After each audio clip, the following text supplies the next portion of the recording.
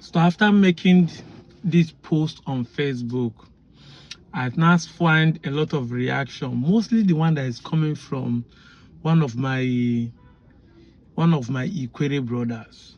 He now said, "You are busy imposing that the Ikweres can never be Oba of Benin. Can the Igbos also be a prime minister in Israel as Igbo claimed they come from Israel?" I think it is possible for an Igbo man to be a prime minister in Israel, but is it possible for an Ikwere descendant of Benin to be an Oba of Benin? If the Benin cannot even allow the Ishan or the banker that is close to them to have a political office, talk less of being a traditional leader. Then he then started saying, why didn't I concentrate on talking about what is happening in the Imo State, where the people in Okigwe are killing themselves? I burst laugh. You see, everybody knows, I have stated it time without time, we are not shying away from what is happening in Igbo land. We talk about the insecurity in Igbo land, and I have given preferred solution how it happened. However, look at that statement, how they are killing themselves. Now, the Igbos that you are claiming are trying to dominate your land are in their village fighting themselves, according to you. They have not come to claim Ikwere. They have not come to claim Anioma. They have not claimed anywhere. Every time an Igbo man goes into war, it is to defend their land. And it has been proven over the years. It has been proven that Igbo man does not go at these people that we are saying they're in Okigwe killing themselves are in Okigwe, their own village. They did not cross to Anambra. They did not even cross to the local government that is outside of them. They talk less of owning other places. So that tells you that, yes, they could be doing something wrong. Yes, we don't like what is going on. But they are not doing it to claim you. That is what should be in your mind. If you want to talk about insecurity, say it. Don't say it in the conjunction that you are making it look as if that is what you are trying to avoid. They are not moving to come and claim your place. Instead, it's the Fulanis that are going up and down claiming people. It's the Fulanis. The Fulanis today are claiming lands in Benue, in Nasarawa, in Plateau, and even in Kwara State. But instead of you people to concentrate and talk about those ones, it is Igbo people you people are talking about. And when people like us react, you only see our reaction, but nobody sees your actions. We quickly bring it to my notice. Why are you not talking about what is happening, what IPOB is doing? But none of you are talking about how they are dealing. Fulani are sacking villages. Village they do not own, the ancestral land of Yoruba, they have evacuated it. All of them are now running to go and claim the same Lagos. The same Lagos. That's all of them are in Lagos trying to change the name, Mbadiwe. And many of you don't know the reason why Mbadiwe, that is not a celebrated name in Igbo land, became a big name in Lagos. At one time, Mbadiwe was appointed for environment. And Mbadiwe told them that he will clear the slump in Lagos. Surulere precisely was a slum, just like Bagada was a slum where Deeper Life built their church today. Surulere was a slum. The guy cleared it. He saw the vision, filled the slum, and now today Surulere became the biggest, one of the first housing estate, modern housing estate in Lagos, and that's why to honor him they gave him the name of that street. He changed it. But it doesn't change the real story. It doesn't change the heroes. It doesn't change what is happening. It doesn't change that you will contribute to the economy of Lagos. Because some of you started arguing, hey, that what has Igbo people done? Why should we be living them there? No problem. But statistics shows that Igbo contributes 74% of Lagos economy through commerce and trade.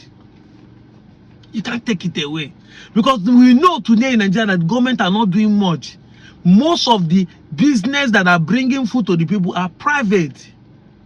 Government are not doing much. No government factory are much. So the industries that you see in Lagos that are functioning, most of them are private, including the NMPC. There is private. It's private. The airlines are private. The businesses, the companies are private, and they are owned by individuals. And the Igbos contribute 74% of it. It's there. And on go ask question, no, he go come fire on her. This are not saying if you are success, you should not be rubbing it on our face. What if you don't see what I'm talking about? Things the Yoruba Rolu people were crying about. That you people left your eastern path, you've come to Lagos and you are saying Lagos is a neutral ground. Lagos belongs to everybody. You people need to be more, whilst you are very strong and creative and you have the energy to go, you need to be more sensitive to the energies or the environments in which you go to. You don't believe your papa house, come my own papa house, come they tell me, say, man, my papa house, so you feel overdo me. Even if you can overdo me, don't put it to my face. And you know what hurts me? Some of your adults that are sending me DM, be like saying una the craze. I'm speaking not because I care like that. I'm speaking because me and you share the same passport. And these countries do not ask if you are Igbo or Yoruba. They treat all of us the same. If you talk about Igbo land, you must be mad. Old man, they tell you if you talk about Igbo people, you the craze. Instead of you to call your children together, speak to them. You people have this energy to go and succeed. But succeeding also comes with energies that people hate. You need to understand that when you thrive and thrive, people naturally hate that. Of course you succeed everywhere you go, but your success can be blinding, it can be irritating. So maybe you should go and work on that. Foolish adults. If I give you slap. After watching this, laugh what give me. Hey, so you guys have admitted that is out of jealousy and envy of our success that you are trying to hate us for. Anyway, you can pause and read what is going on here. One of them has the question to analyze this video. ChatGPT decided to analyze it for them. Pause and read it and see that even the system know na jealousy, envy, and it's your fault, but you're blaming the Igbo people. Oh boy, success of the Igbos, they choke on her. They admitted that Igbos are successful. That is successful, yes, brings envy. So who are you blaming? Why are you blaming?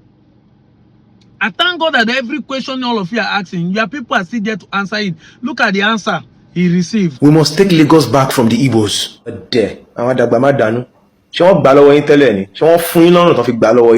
they force you to give the land to them? Didn't they buy it from you? You didn't get paid? Was it for free? Are they living on the land for free? Since you want to collect the land back, how about we try not to be hypocrites about it? All the Chinese companies that are known for overworking our people and underpaying them, we must collect the land back from them. And all the Lebanese, all the Arab guys who have bought a considerable amount of the Lekki Free Trade Zone, we must also collect the land back from them. And every other person of a different ethnic extraction who has also bought land in Lagos, we must also collect the land back from them, because we cannot just focus on the Igbos alone. You know, we Yorubas like to pride ourselves as the most educated and the most exposed of all the ethnic groups in Nigeria. So it is a very big shame that those who are supposed to be educated and intelligent are the ones who are saying dumb shit like we want to collect the land back from the Igbos. Anyways, in case you've forgotten, just remember that you have ethnic kinsmen and your family members who are also living in many of these other lands in the southeast and also in the north. If they decide to do exactly the same thing that you're doing here right now, just remember it's coming full circle back to you. In case you've forgotten, just remember that you're dealing with a group of people who had the courage to fight a civil war and who built their economy back from those 20 pounds after the Nigerian Civil War. The funny thing is, many of those who are saying they want to take Lagos back are not even indigenous people of Lagos. They are from outside Lagos. So how is Lagos even your own? Now, Lagos is not a no man's land. Lagos belongs to the indigenous people of Lagos. But it is also true that nobody is living on this land for free. So if you're not talking, I want to collect Lagos back, no problem. Please just remember to include all the other ethnic groups and all the foreigners that are currently living in Lagos, because they are not Lagosians too. Happy? You cannot beat a child and still tell it not to cry. You cannot tell Igbos not to stay on your land and still tell them not to go. If they start agitating for Biafra tomorrow, please be righteous enough to apply the same energy and pressure on the government to give them what they want. Since we Yorubas claim to be very intelligent, let's not apply any hypocrisy to this matter. Let's be very thorough in collecting Lagos back. The answers are there. Like my Ekwere brother, you are forcing yourself to be recognized as a Benin. That's why I asked the question. Yet, the Oba Benin wrote in his book that you guys are typically Igbo. Look at it. It is there, circled in red, that the Kweres are typical Igbos. Typical. You don't just say they're ordinary Igbo. Typical Igbos. You are forcing yourself. But the Bini Oba, the late Oba, wrote in his book that he walked here and know that these guys are Igbo. Tinubu today is saying that Fulani and the Yorubas are the same. Maybe that's why he's not speaking for the Yorubas. But the Yorubas are defending him. And he has not denied his Yorubas. So you people should be bold to say, this is who I am. And we are saying this because we are not saying that if you become Igbo, Ikwere stop existing. Nsukka has not stopped existing. Owerri has not stopped existing. Aro has not stopped existing. Abriba has not stopped existing. Obolafo has not stopped existing. Enugu Ezike has not stopped existing. Iza, Abakaleke, Izambo, Yezi, those clans have not stopped existing, including Inri, has not stopped existing. That we are in Delta does not stop anyone, a car stop existing. If that is your mindset, you are living a myopic world. None of this will stop your existence. But the Igbo is a family holding the whole thing. Just like my son name is Kogolo. Kogolo has so many Kogolos. Has so many cousins. But Kogolo does not stop my own reading, which is Chukwuemeka. We even have 2 Chukwuemeka in my family. But it does not stop me from existing. I'm still Chukwuemeka. Recognized beyond the other person Chukwuemeka. The same Chukwuemeka, but when they come, they know who I am. They know who my Chukwuemeka Kogolo is. This is what we are talking about. The Igbo does not stop you from existing. But this is a family that made you one because you speak their language, you practice their food, you practice their culture, you do everything like them. And it's not by location that you become Igbo. If the people in Equatorial Guinea are accepting the Igbo-ness, the people in the Caribbean are accepting the Igbo, you that is very close, you don't speak English, similarity. These people that are fighting, that have they fought to, did anybody fought to conquer you like the way Fulani are fighting to conquer? Are they doing that? You change name like the Yoruba change name. Yet, your name still end up in Igbo. Even the Yoruba change and put in Yoruba name. Meanwhile, the Fulani are changing their villages. So you see, even when you do that, people still know who you are. I'm out of here.